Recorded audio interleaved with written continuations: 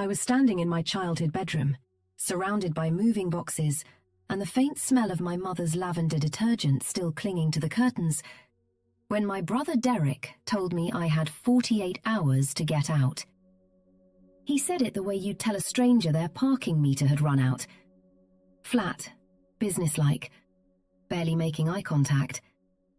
He was already on his phone before he'd finished the sentence. I stood there for a moment, looking at the water stain on the ceiling above my old bed. The one shaped like a rabbit that I used to stare at as a child when I couldn't sleep. And I thought, he has absolutely no idea. Neither does Vanessa. Neither of them has any idea at all. Because the house they were so confidently dividing between themselves, the house they were already measuring for new furniture, already arguing over which bedroom would become a home office and which would become a guest suite, that house had been in my name for 11 years. My mother had made sure of it. And in the days that followed, as my brother and sister pushed and maneuvered and revealed just how long they had been waiting for this moment, I had to make the hardest decision of my life. Whether to simply walk away or to show them exactly what they had thrown away when they threw me out. I chose to show them. My name is Clara Whitfield, though for most of my adult life people knew me as Clara Haynes, which was my married name until the divorce. And then for a while I was just Clara again, a woman in her mid-30s who had quietly rebuilt her life around two things: her work as a medical billing specialist and the house on Sycamore Drive where she had grown up, and where her mother, in the final difficult years of her life, had needed more and more help to stay. The house itself was nothing remarkable by any external standard.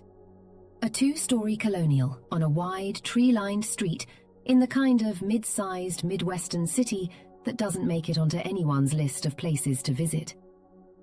3 bedrooms, 2.5 bathrooms, a kitchen with slightly outdated countertops that my mother had always meant to replace, and a back porch where she spent every summer evening with a glass of sweet tea, watching the yard go gold in the late light. The yard itself was the real beauty of the place. A deep, generous half-acre that my father had planted with oak and maple trees in the late 80s. Trees that were now enormous and magnificent and cast the whole property in a kind of cathedral shade every summer. I had climbed those trees as a girl.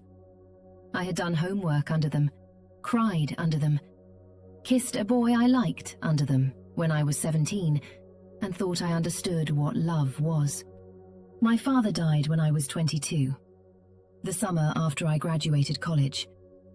It was sudden and terrible, a heart attack while he was mowing that same yard, and the grief of it changed all of us in ways that took years to understand. My mother, Margaret, became smaller afterward, not physically, but in her sense of herself and her place in the world. She had always deferred to my father in practical matters, and without him she found herself uncertain, anxious, easily overwhelmed by anything involving money or paperwork or decisions. My brother Derek, who was 25 at the time and already working in commercial real estate, stepped into a kind of unofficial authority in the family. He was the one who handled the insurance paperwork after my father died.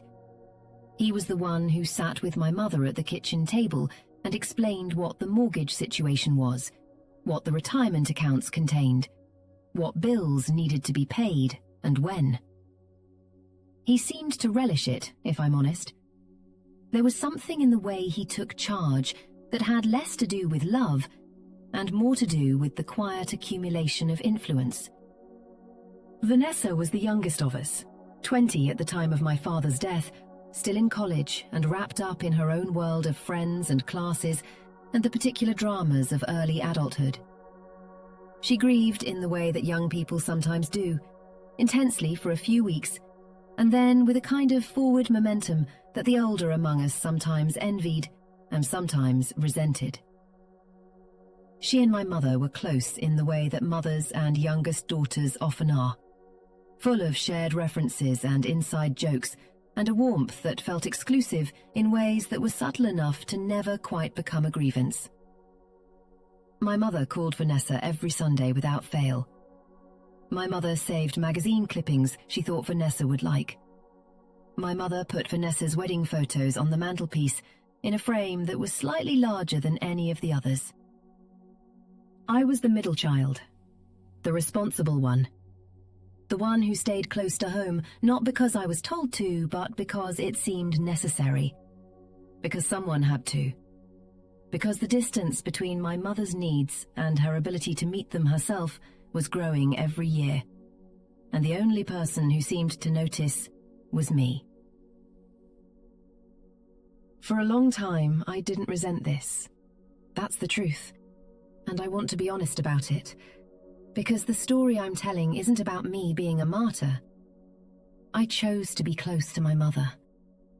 I chose to take on the grocery runs and the doctor's appointments and the afternoons when she called me because she was lonely or frightened or couldn't remember whether she'd taken her medication. I chose all of it.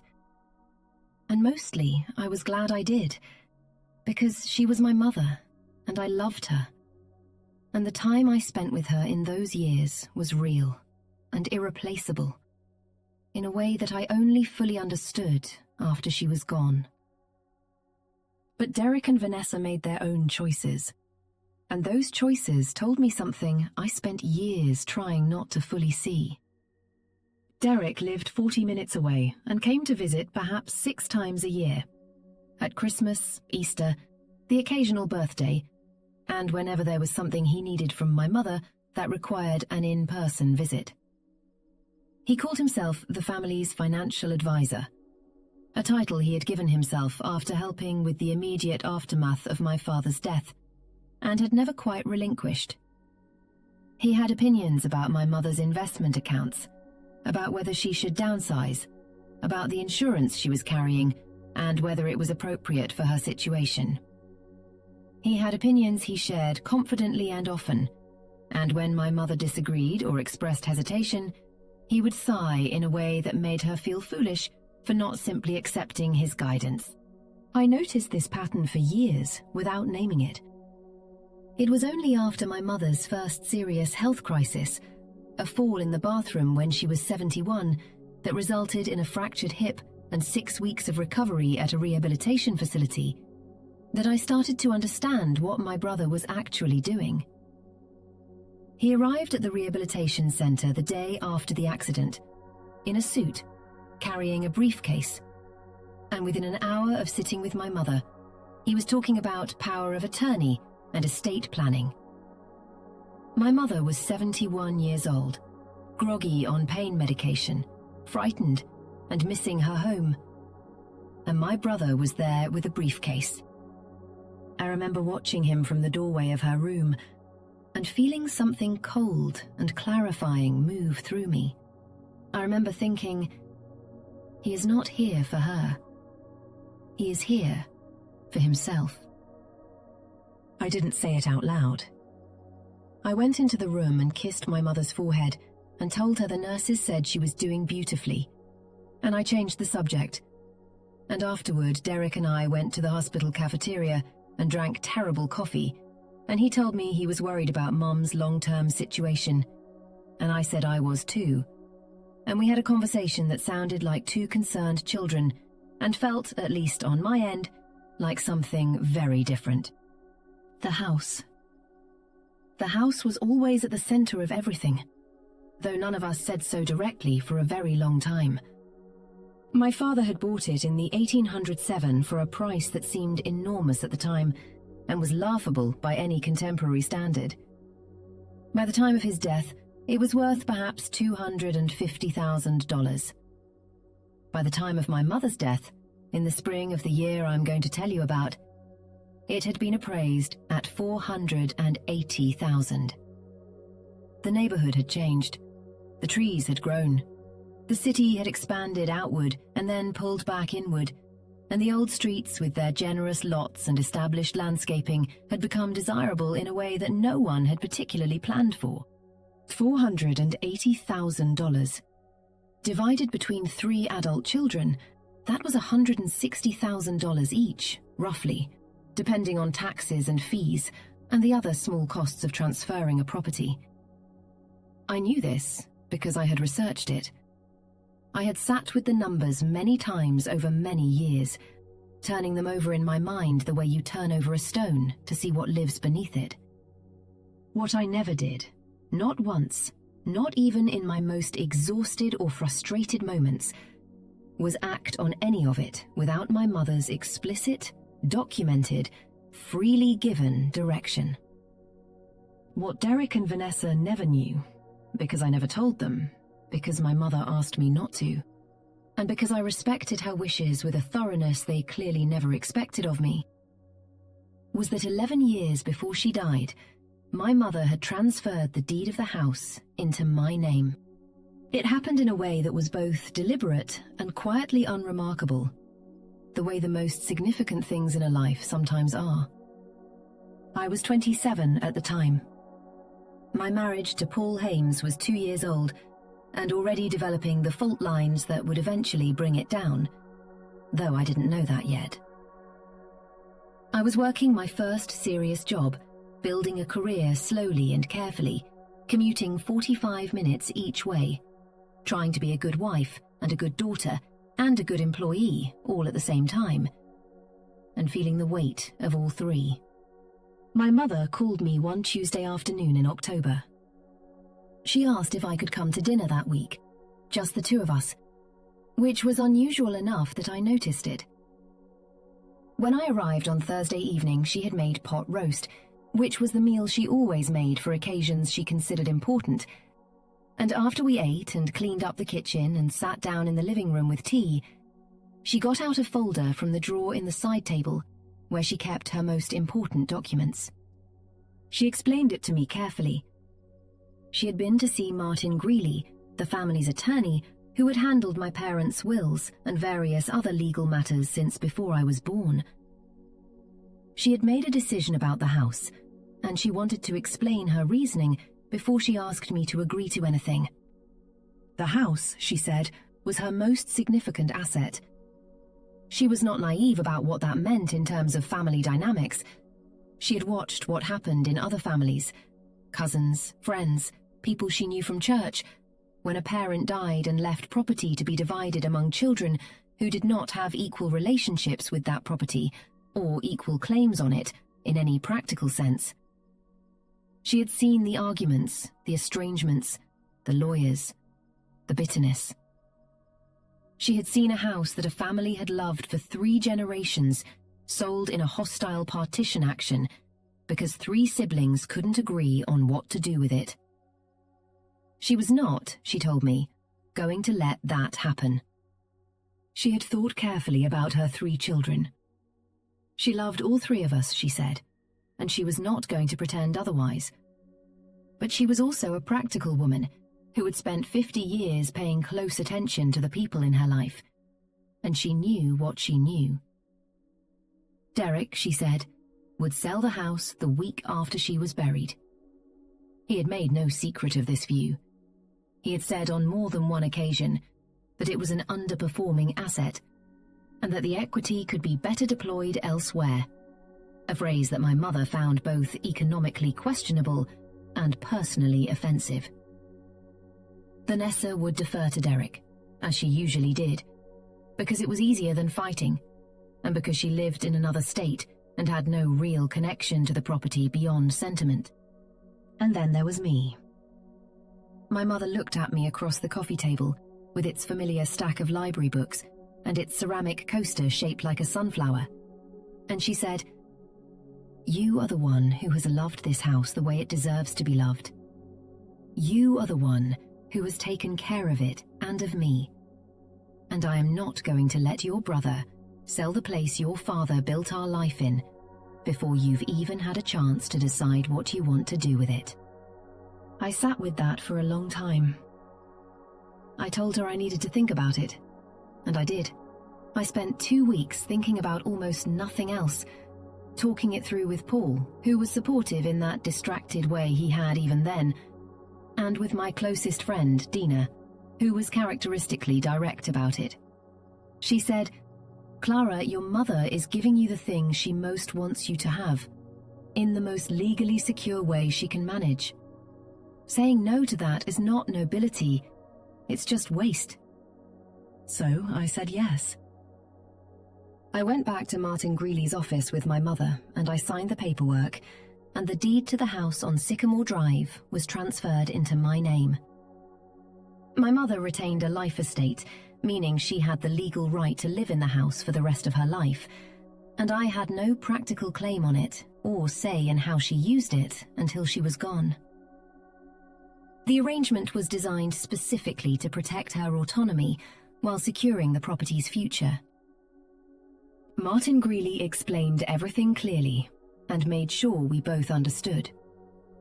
He noted that this kind of transfer was not uncommon in estate planning, when there were concerns about family conflict or the risk of a property being disposed of against the wishes of the person who built a life in it. He filed the deed with the county. He put a copy in my mother's file and gave me a copy for my own records. And then my mother asked me, very seriously, not to tell Derek and Vanessa. She gave me her reasons. She said she didn't want the years she had left to be poisoned by conflict over something that wouldn't come into effect until she was dead. She said she knew Derek would make her life difficult if he knew, and that his making her life difficult would make her health worse, and that she was not willing to spend whatever time she had left managing his anger. She said she would leave letters for both of them, explaining her reasoning, to be delivered by Martin after her death, and that she hoped, with the particular fragile hope of an aging parent, that by then they would be mature enough to understand.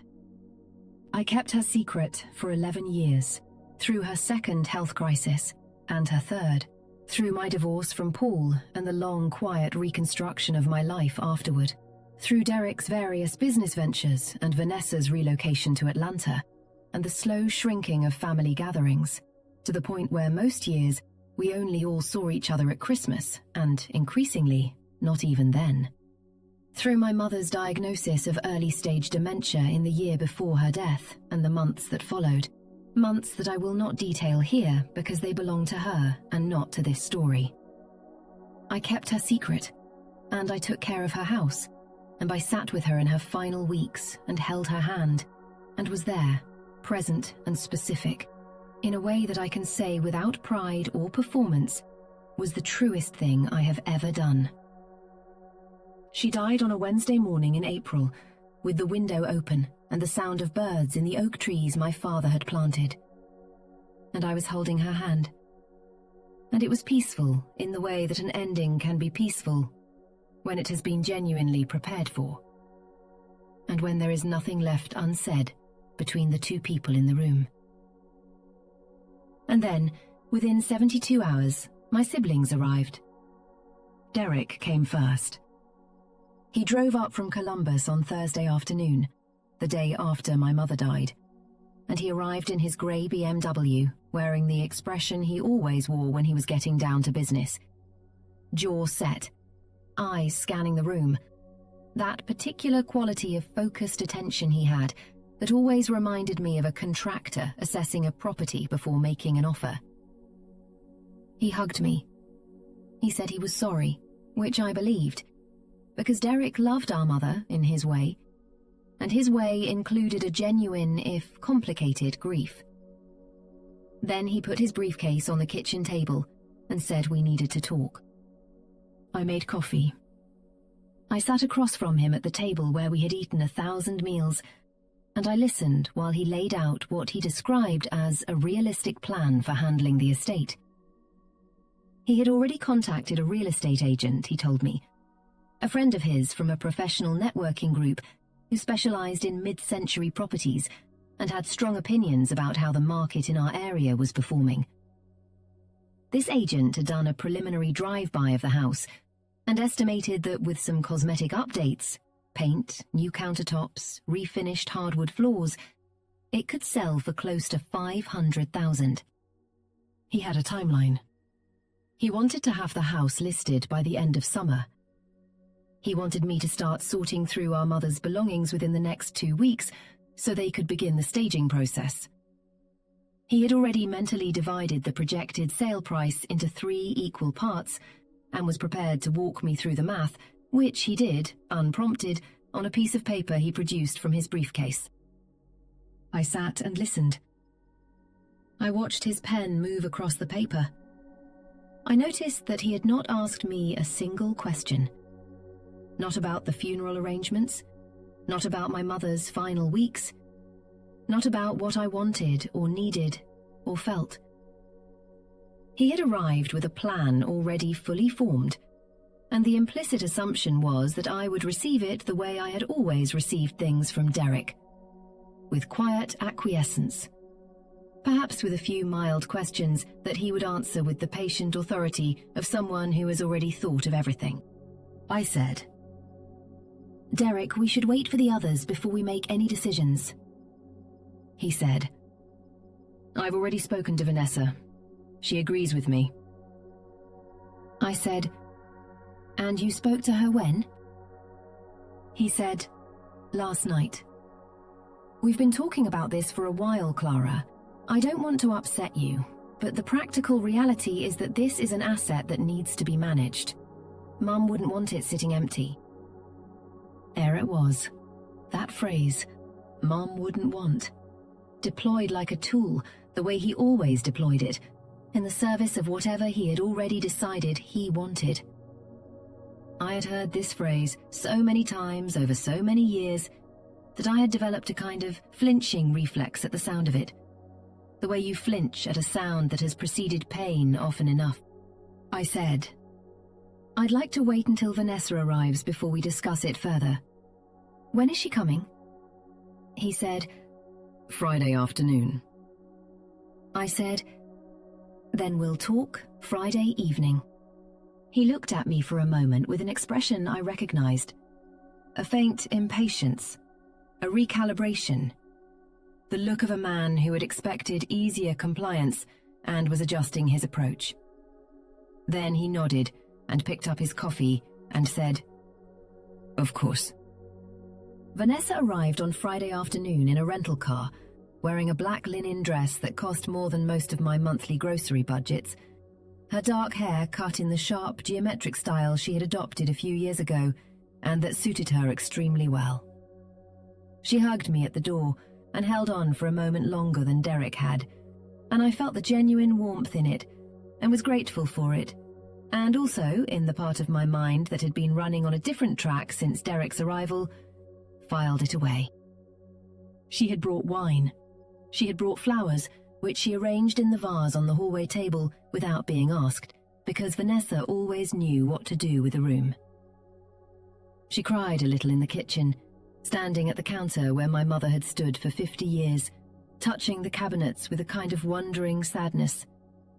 And I stood beside her and held her, and we cried together for a few minutes in the particular way of people who have lost a parent, which is to say, not entirely for the parent, but also for the children they were when the parent was the center of the world.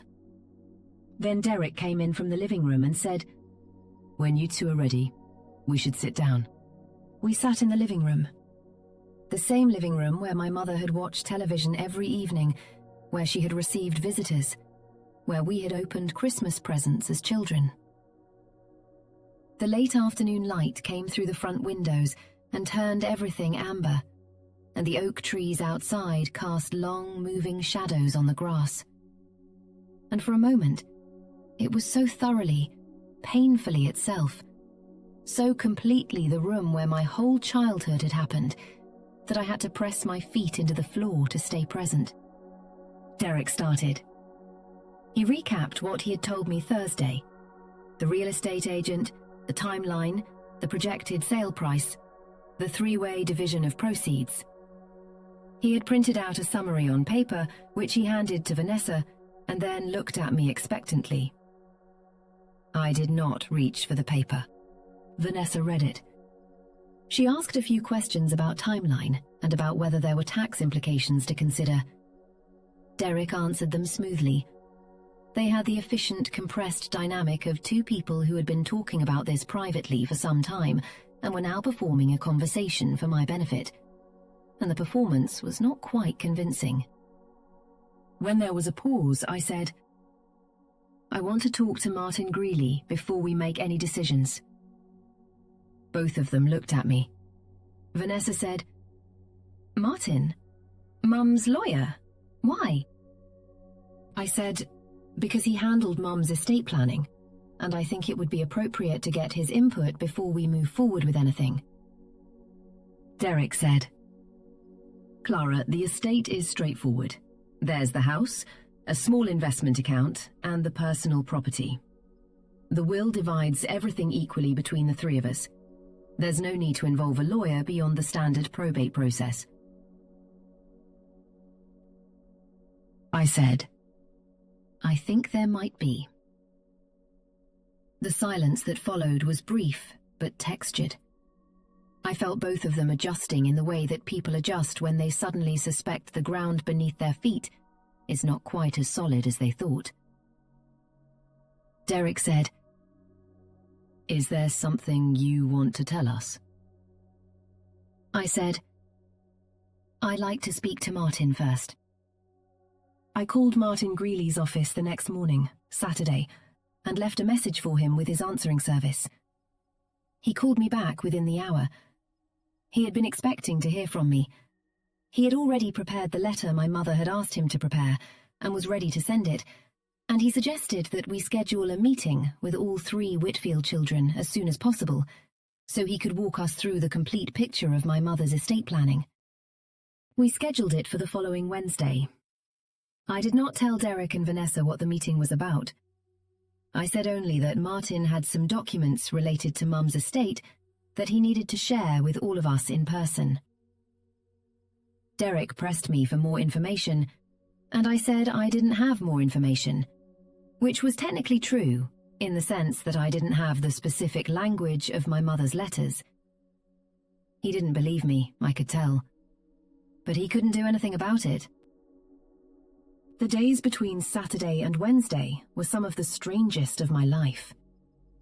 The three of us were living in the house together, which hadn't happened since the year I was in college and Derek was briefly back home between jobs.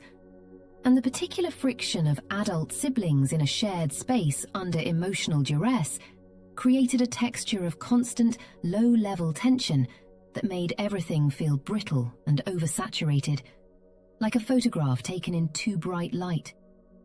Derek spent most of his time on the phone or on his laptop in the dining room, which he had converted into a de facto office. I heard him talking to his real estate contact multiple times. I heard him discussing staging costs and listing commissions and the comparable sales in the neighborhood. He spoke with the quiet efficiency of a man who had already made up his mind and was simply waiting for the formality of other people's agreement to catch up. Vanessa was harder to read.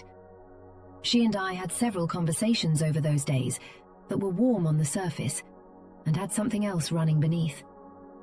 A kind of mutual assessment. Two sisters trying to take each other's measure without appearing to do so. She asked me how I had been managing in the months before Mum died. I told her.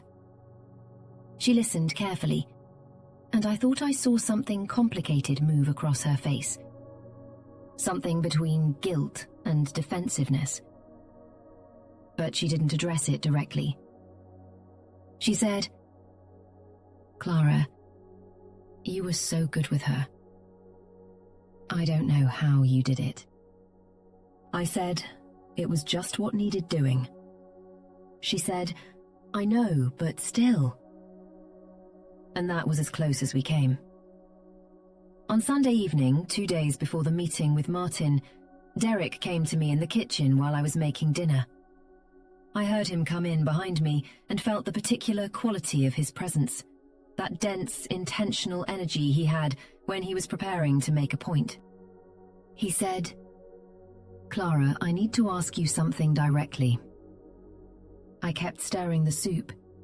I said, "Okay." He said, "Is there something about this house that you haven't told us?" I turned around. He was leaning against the counter with his arms crossed, watching me with the expression he used when he was trying to decide whether someone was being honest with him. I said, "What makes you ask?" He said, "Because you're behaving strangely. You won't discuss the sale. You won't look at the numbers. You insisted on this meeting with Martin before we make any decisions, and you won't tell us what it's about. I've known you my whole life, Clara, and you're keeping something back." I held his gaze for a moment. I thought about the folder in my own filing cabinet, the copy of the deed that had sat there for 11 years without ever being discussed, without ever being used as leverage, without ever being deployed the way he was deploying information right now. I said, "I think it's appropriate to let Martin explain things in the context of Mom's complete estate picture." He said, "That's not an answer." I said, "It's the only answer I have right now, Derek." He stood for a moment longer, then pushed off from the counter and left the kitchen. I turned back to the stove. My hands were completely steady. I was surprised to notice that they were. Tuesday was the day everything broke open before I was ready for it. I had been upstairs in my mother's room that morning, slowly going through her closet with the combination of grief and practicality that sorting a parent's belongings requires. Her clothes still smelled like her. That particular combination of lavender and the Pond's cream she had used every night for as long as I could remember. And several times I had to sit on the edge of the bed and just breathe and let the wave of it pass before I could continue. I had found the shoebox of letters my father had written her during the 2 years before their marriage, when he was working in another city and they had conducted their courtship by mail. And I had sat on the floor and read several of them and cried in a way that was clean and necessary and not at all about what was about to happen downstairs. I went down for a glass of water around noon and heard voices in the dining room. Derek and Vanessa talking in the compressed, low tones that meant they didn't want to be heard. I stopped in the hallway. I know what you might think about that I was eavesdropping, that I was being deliberately sneaky. But I want to be precise about what happened. I stopped. I heard my name. And then I listened. Because when you hear your own name in a conversation that wasn't meant for you, there is a half-second in which you are a completely different creature than the person who walked down the stairs 30 seconds earlier. And in that half-second, you learn things about the world that you cannot unlearn. Derek was talking. He was saying, "She knows something, Nessie. She knows something, and she's playing it close. I've been thinking about it all weekend. What possible reason would she have to insist on a meeting with Martin if everything is straightforward? Unless there's something in those estate documents we don't know about." Vanessa said, lower, "Like what?" Derek said, "I don't know. But I've been thinking about the last few years. The way she was always here. The way she was always the one handling things, managing everything. Mum relied on her completely. And you know what that kind of access looks like when it comes to estate planning, Nessie. I've seen it in my work. When one child is the primary caregiver and the other children are at a distance, sometimes things happen. Documents get signed. Arrangements get made. And by the time everyone else finds out, it's too late to contest anything." The word contest sat in the air of the hallway like something that had been thrown. Vanessa said, "You think Clara..." Derek said, "I think Clara may have taken advantage of Mum's declining capacity to secure some kind of preferential arrangement. I'm not saying she did. I'm saying we need to be prepared for the possibility." There was a pause. I stood very still, The sound of a car passing on the street outside seemed very loud. The refrigerator hummed in the kitchen. Then Vanessa said quietly, "So what do you want to do?" Derek said, "I want to talk to her. Before Wednesday. I want to put it on the table and give her a chance to come clean. And if she won't, then we deal with it at the meeting and we contest whatever arrangement she made." He said it calmly, reasonably, the way you might discuss a property assessment that needs to be challenged or a contractor's estimate that doesn't add up. There was no anger in it. There was something much colder than anger, a readiness, a preparedness, a sense of a mechanism that had already been set in motion and simply needed to complete its arc. I walked back up the stairs and into my mother's room and sat on the edge of the bed for a long time. I want to tell you about what was happening inside my body in those minutes, because it was important and specific, and I want to get it right. There was no shaking, no tears, no nausea. What there was, instead, was a peculiar stillness. The kind that follows a sudden fall before the pain has registered, when the body is taking inventory. I sat there, and I breathed, and I looked at my mother's nightstand with its reading glasses and its library book and a small framed photo of my father.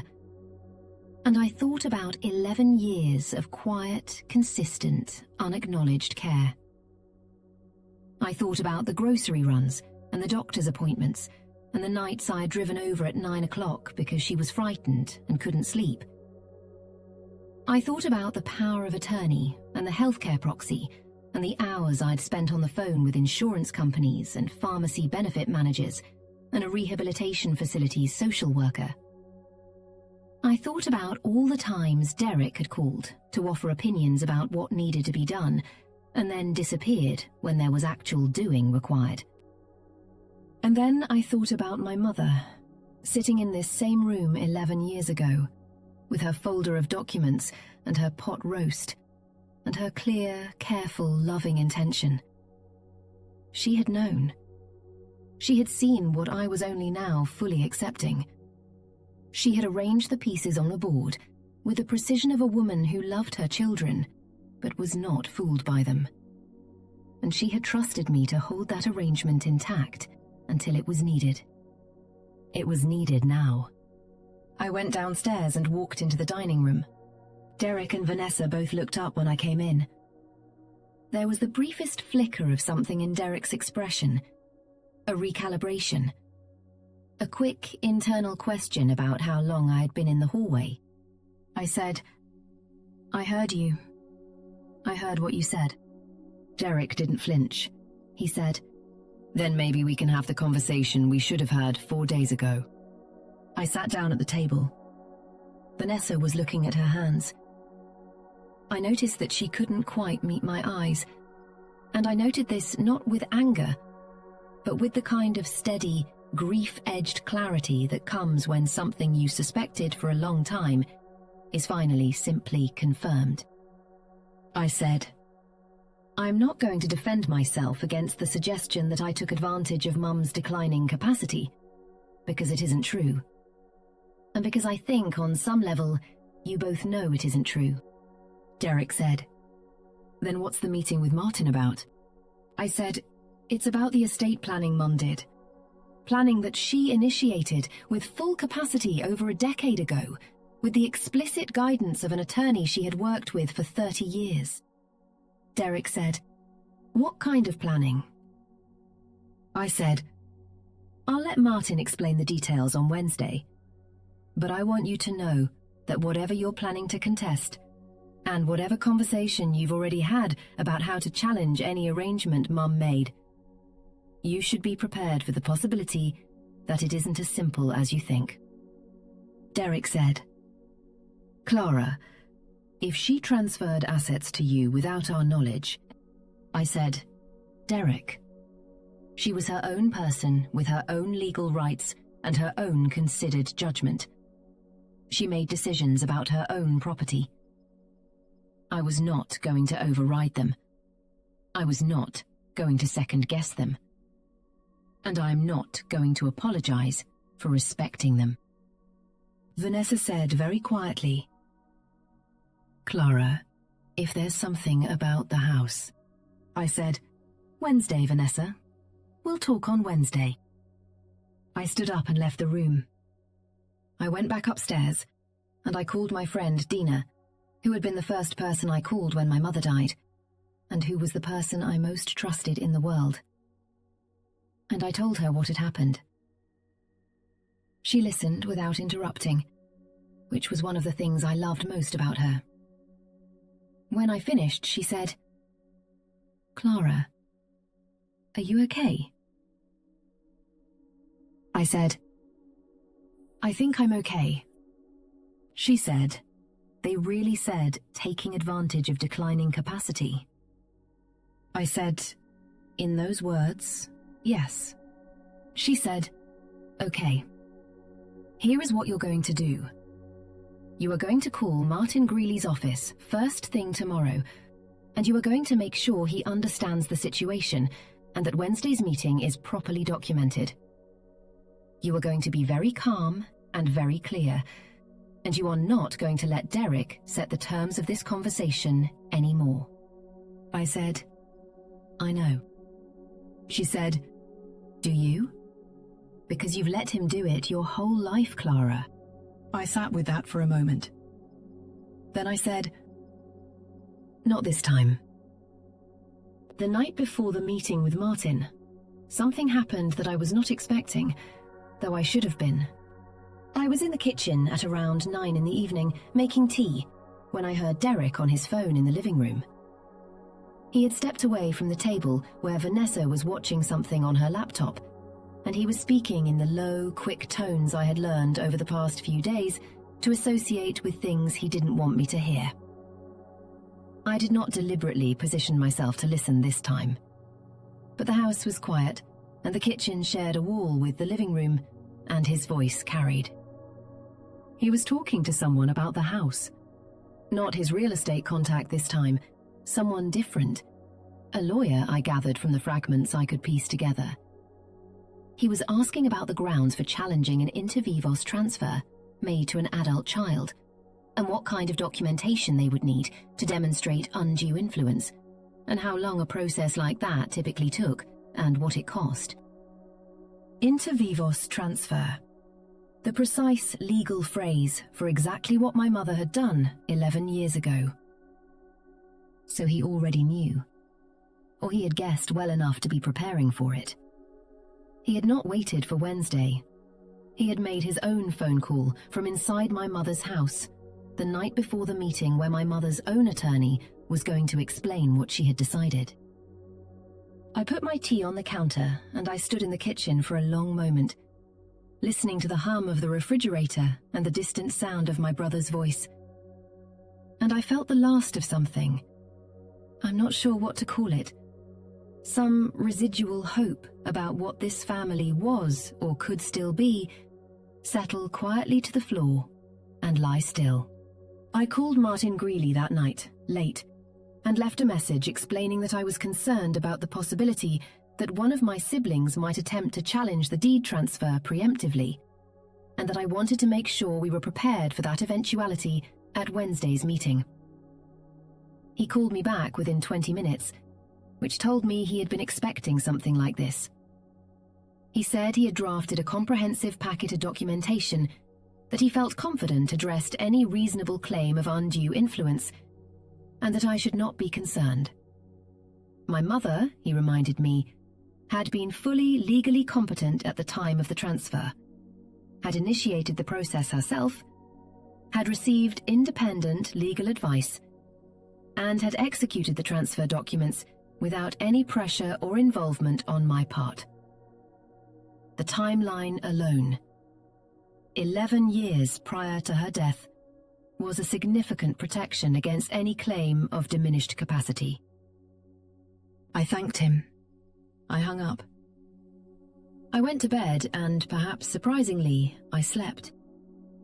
Wednesday morning was overcast and cool. The kind of April day that can't decide whether to be winter or spring. And the five of us who were going to Martin Greeley's office, me, Derek, Vanessa, and the two Whitfield lawyers in our respective minds, woke up in the house on Sycamore Drive and navigated the kitchen with the elaborate false normalcy of a family in the last hours before a verdict. Vanessa made coffee. She made enough for 3 without being asked, and set out the cups and the sugar bowl, the way our mother had always done. And I noticed the gesture, and was grateful for it in spite of everything. Derek ate toast standing at the counter, scrolling through something on his phone. I sat at the table and looked out at the backyard, where the oak trees were just beginning to show their spring leaves, the tender new green of them, impossibly bright against the grey sky. And I thought about my father planting those trees when I was a small child, and my mother watching them grow for 35 years, and the particular quiet heroism of a life built on a small piece of land that you love and tend and stay faithful to. We drove separately to Martin's office. I didn't offer to share a car with Derek, and he didn't ask. Martin Greeley's office was on the second floor of a building downtown that had been there since the 1950s and had the satisfying solidity of that era. Thick carpets, dark wood, the smell of old books and quality paper, and the accumulated weight of 1,000 carefully considered decisions. His assistant, a woman named Phyllis, who had worked for him for 30 years and who had known my family since I was a child, brought us into the conference room and offered water and coffee, and then withdrew. And we sat around the oval table, Derek and Vanessa on one side, me on the other, and waited for Martin. He came in 3 minutes later. He was in his late 60s, white-haired, with the measured and deliberate manner of a man who had sat in rooms like this many hundreds of times, and understood that how you carried yourself in them was part of what people were paying for. He shook hands with all 3 of us, expressed his condolences, and sat at the head of the table with a manila folder in front of him. He said, "I appreciate you all coming. Your mother asked me to deliver some information after her death, and I want to do that in a way that honors her wishes and gives you all the full picture of her planning. I'm going to start by reading a letter she prepared for the 2 of you, Derek and Vanessa, and then I'll walk through the legal documents." Derek said, "Before you do, can you give us a high-level overview of what we're dealing with? I want to make sure we're all oriented before we get into the specifics." Martin said, "Of course. The high-level overview is this. Approximately 11 years ago, your mother transferred the deed to the family home at Sycamore Drive to your sister Clara, as part of a deliberate and comprehensively documented estate planning strategy. Clara has held legal title to the property since that time. Your mother retained a life estate for the duration of her life, which expired upon her death last week. As of this moment, the house on Sycamore Drive belongs entirely and without encumbrance to Clara Whitfield." The silence in the room was the kind that has a physical weight to it. I watched Derek's face go through 3 or 4 separate changes in the space of 2 seconds. Surprise, disbelief, anger. And then the controlled blankness of a man who has trained himself not to show his hand. Vanessa made a small sound that I couldn't quite characterize. She put her hand over her mouth and looked at the table. Martin opened the folder and slid 2 sealed envelopes across the table. He said, "Your mother wrote these for you. I'd ask that you read them before we discuss the documentation, because she wanted you to understand her reasoning in her own words." Derek did not reach for his envelope immediately. He said, "Can you tell me, Mr. Greeley, on what legal basis this transfer could be challenged?"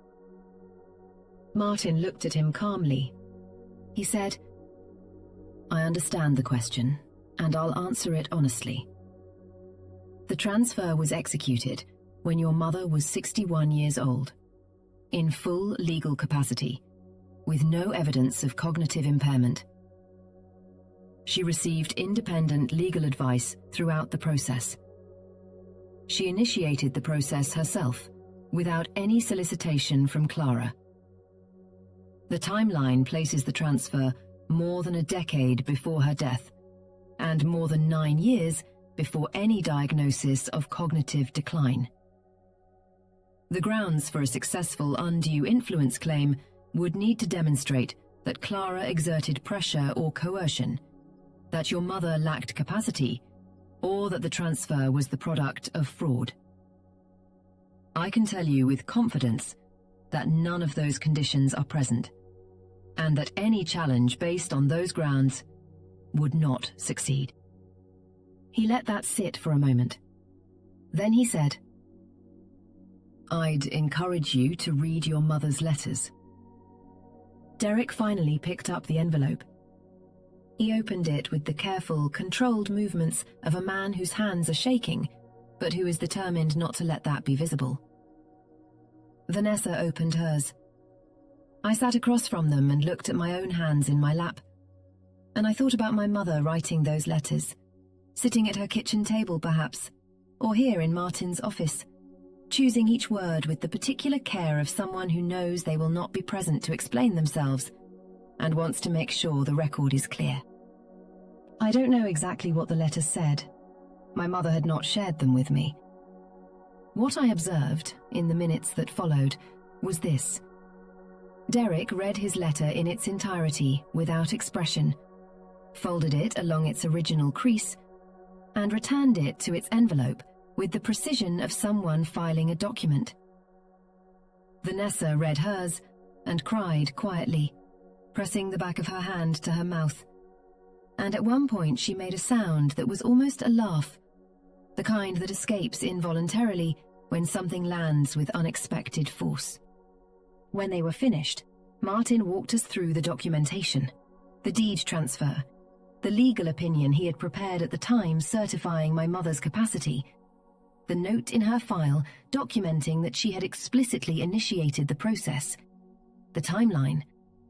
He was thorough and patient and professional, and he answered the technical questions Derek asked with the same calm authority he had used throughout.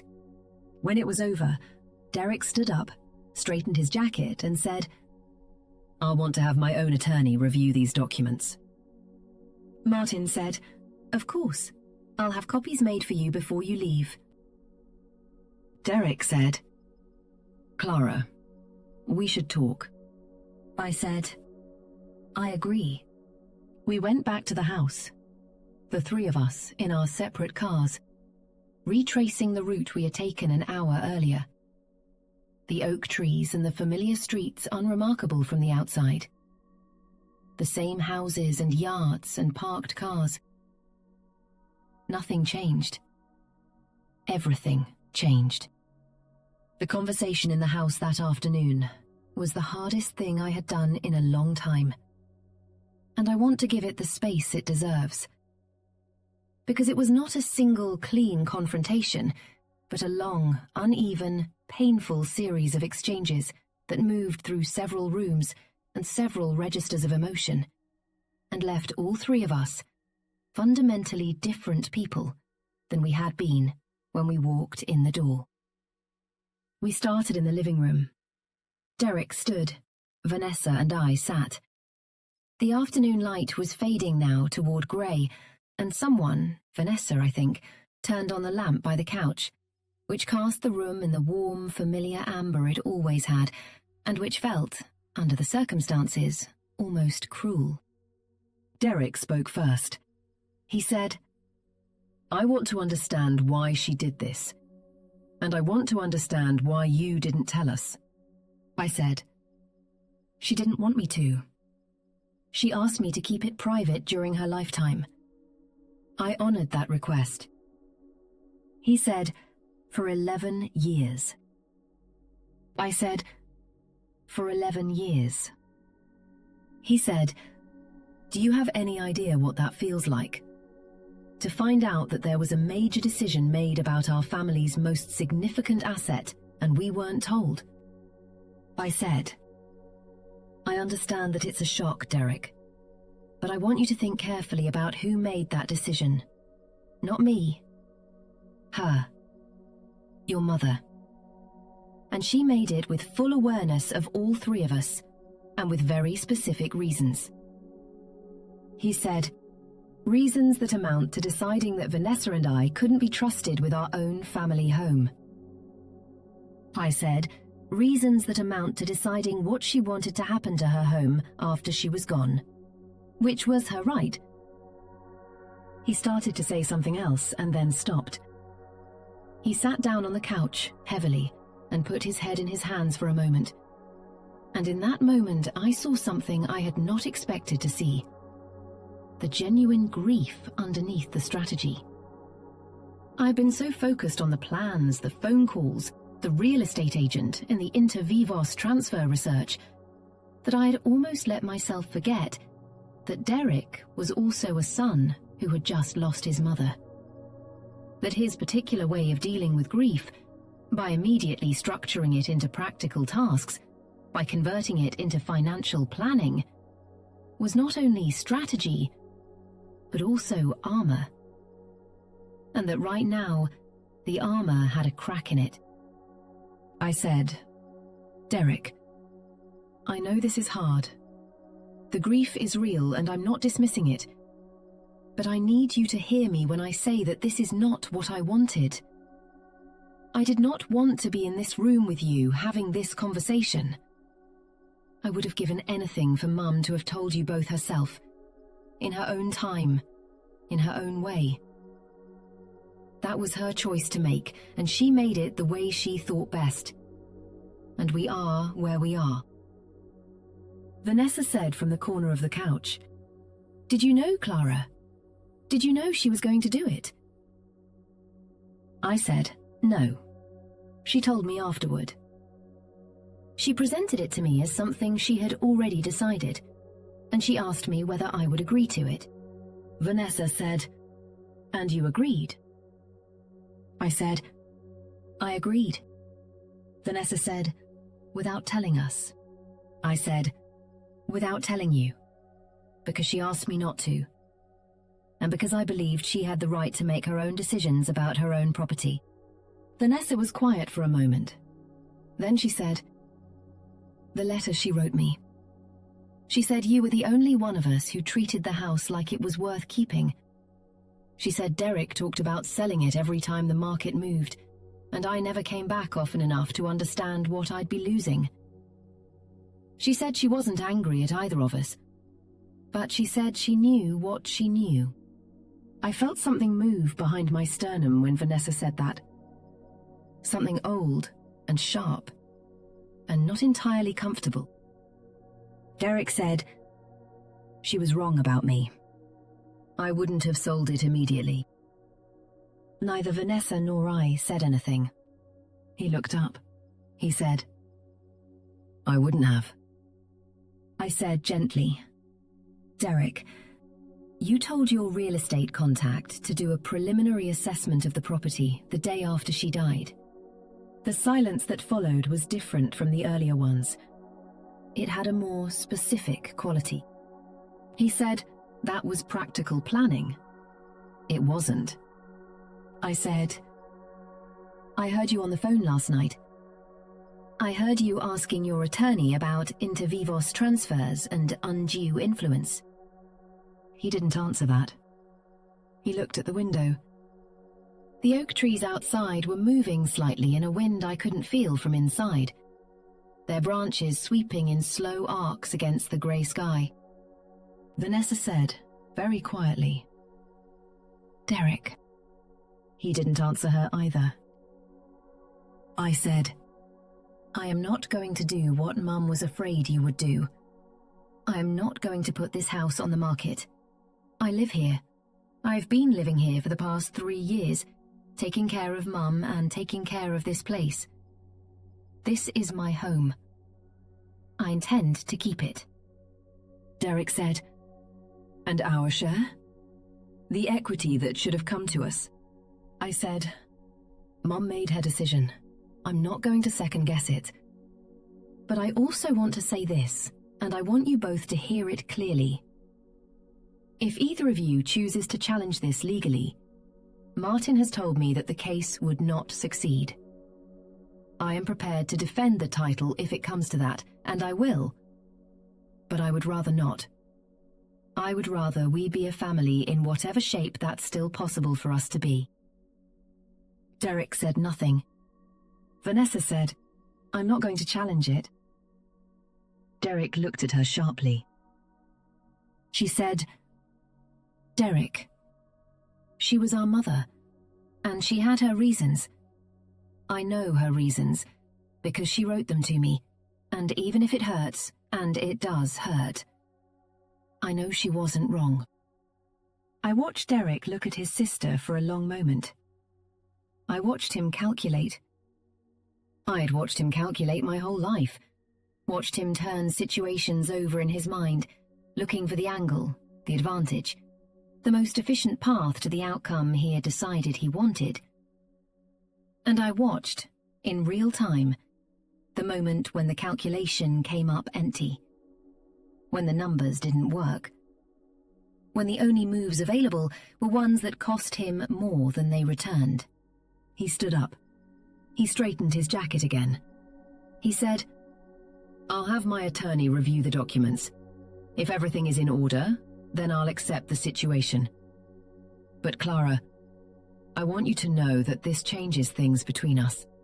I said, I know. I'm sorry for that. He said, Are you? I said, Yes. I'm sorry that it came to this. I am not sorry that I did what Mum asked me to do. He looked at me for another moment. Then he walked out of the living room, and I heard him go upstairs. And then I heard the sound of his suitcase being moved across the floor of the guest room. And Vanessa and I sat together in the amber light of the living room and listened to the house settle around us. Derek left the following morning. He came downstairs with his suitcase and briefcase, drank a cup of coffee standing at the kitchen counter, said goodbye to both of us, with a correctness that was more painful than anger would have been, and walked out to his BMW. I watched from the front window as he backed out of the driveway. I watched him pause at the end of it, and I thought for a moment he might come back, that there was something he wanted to say that hadn't found its way out yet. But then he pulled out onto the street and drove away, and the sound of his engine faded, and the morning was quiet, except for the birds in the oak trees. Vanessa stayed 2 more days. We spent them doing the work of grief that hadn't been done yet, going through our mother's belongings together, carefully, making decisions about what to keep and what to donate, and what to send to Derek. We found the letters from our father. We found the photographs. We found the ceramic bowl our mother had made in a pottery class in the early years of her marriage. Rough and charming, and still in use on the kitchen counter. We worked side by side in the rooms we had grown up in, and we talked, more than we had talked in years, about our mother and our father, and the family that we had been, and the family that we were now. On her last evening, Vanessa sat with me on the back porch after dinner with glasses of wine, watching the yard go gold in the late light, the way our mother had always done. The oak trees were enormous and magnificent, their spring leaves bright and abundant, and the long shadows they cast across the grass moved slowly as the sun descended. And the air smelled of new growth and the neighbour's lilac bush, and something indefinable that I can only describe as the smell of home. Vanessa said, "I'm sorry I didn't come more often," when she was sick. I said, "You had your own life." She said, "That's not an excuse. You had your own life too." I said, "Yes." She said, "I knew, Clara. Not about the house, but I knew that you were carrying most of it, and I let you. I told myself it was because you were closer and more available, and that you wanted to do it. And some of that was true. But some of it was me not wanting to look at what I was choosing not to do." I sat with that.